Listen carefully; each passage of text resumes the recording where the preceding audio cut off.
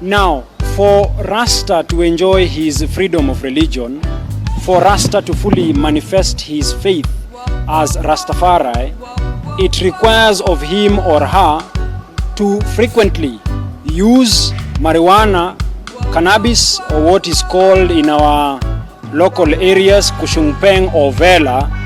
They are required to use it for the purpose of manifesting their faith and creating that connection between themselves and their creator. And this, as we have received the instructions, does not only flow from our current constitution, but also from the Holy Book, the Bible.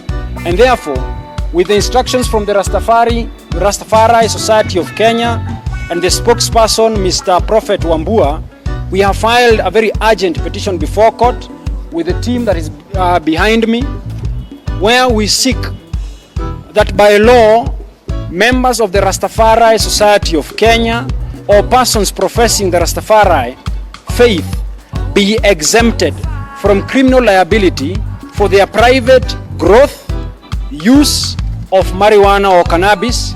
The use goes to the extent of the smoking, the eating, the drinking, the use or the burning of incense or the bathing with marijuana, and also goes to the extent of allowing or seeking for the court to allow by making a declaration that the private growth and consumption of cannabis is by law not prohibited as far as the Rastafari Society of Kenya is concerned or its members. And therefore, this is a call for the society to reasonably accommodate this marginalized group of individuals who profess a faith that most of us do not profess. And therefore, it is a call that we be tolerant as a society. We are asking the court to breathe life to our Kenyan constitution, which is only barely 11 years old. The law that prohibits the use of marijuana or cannabis was enacted or promulgated in the year 1994.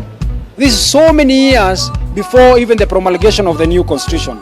And therefore, it is our expectation as members of Sharia Mtaani that moving forward, the court will breathe life to the private rights or the private rights of these members of the Rastafari Society of Kenya, their right to religion and their right to associate together in worship and in their submission to God, the Almighty Creator, as they take the sacrament, which is the holy herb, cannabis, as the law will refer to it, marijuana, kushungpeng, vela, and many other names that we will refer to it. So we are asking even the members of the media, members of the public, to come out in large numbers and support this cause. Thank you. The creation, glory be to the ancestors for giving love and peace to our country, that we are able to live in a peaceful coexistence together under the rule of law, loving one another as one citizen of both Africa, Kenya, and the world. Haile Selassie, first. Glory be unto the elders who have laid down the foundation in the United Nations that protects all human beings, despite of who and where you live in this creation. Give thanks for the elders who have set the foundation, Emperor Haile Selassie in the League of Nations, who have said that equal rights and justice must be enjoyed by the whole creation. And through their efforts, the United Nations have laid a strong foundation, which is to protect the human culture and human coexistence in this time. I as Rastafari, our history has always been known to be a people who stand out boldly to protect the plants, the animals, and above all, the dignity that enables us to be human beings in this time. Haile Selassie, first. For those of you who have been following history, you know the struggle of I, especially the black people of the world, has not been an easy history. Since the year 1560, our ancestors have been struggled to live as human beings and to respect, to be given respect by even the other peoples of the world. The history of slavery has not been easy. The history of colonization has not been easy. And right now we are fighting with disease, illiteracy, poverty and malnutrition. Earlier. So the mission of the ancestors have not yet finished, because still there are many children who cannot attain basic education, basic health, healthy food for life, and many African countries are still suffering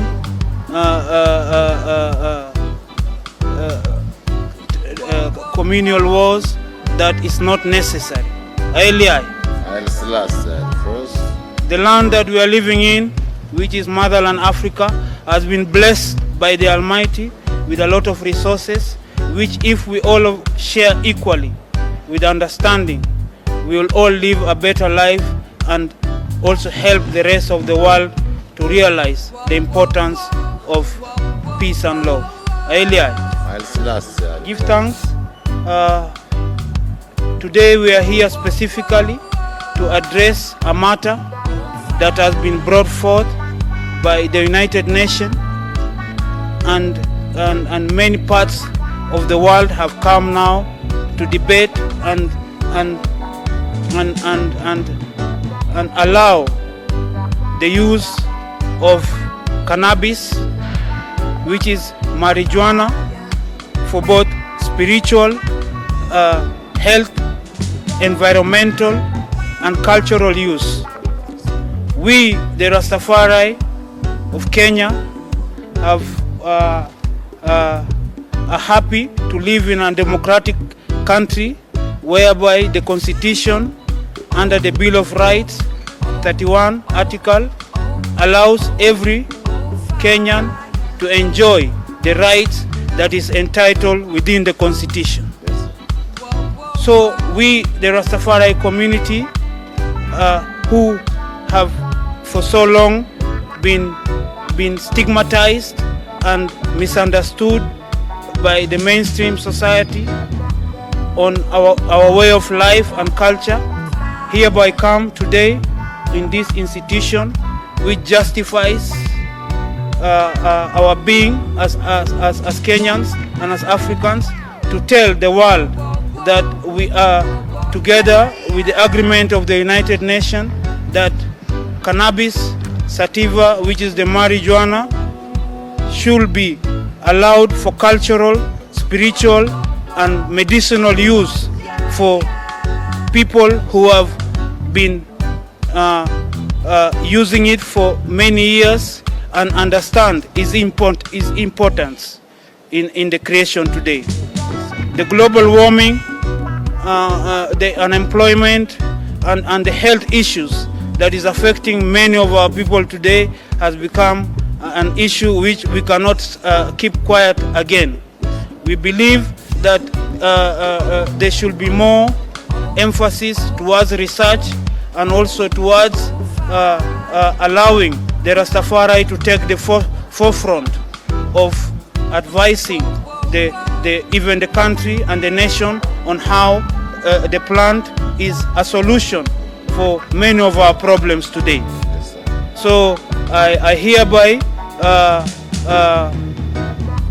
come here with our intellectual brethren to help to interpret the Constitution in a manner that it can be understood that the Rastafari community has been wrongfully imprisoned and persecuted because of the use of the cannabis for their spiritual use, especially sacramental use, and also as indigenous community of Kenya, we the Rastafari feel also it is our right to protect all indigenous seeds which has been there since creation, and also to provide the knowledge on how to use it to improve the separation of humanity and of our environment today. So we believe that by this discussion, it will open a way for us also to start discussion in our different forums especially the professionals. We ask you also not to be silent in this time. Yes, sir. The people who have been given the mandate to study these things and help us so that the whole world will remove the stigma and be in agreement with the United Nations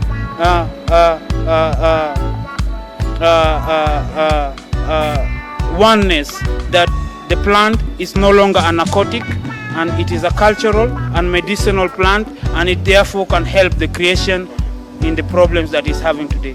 So I hereby invite Lojuron Jaden, the chairperson of the Rastafari Society of Kenya, which is a legal institution that stands for the welfare and the well-being of Rastafari indigenous community of Kenya.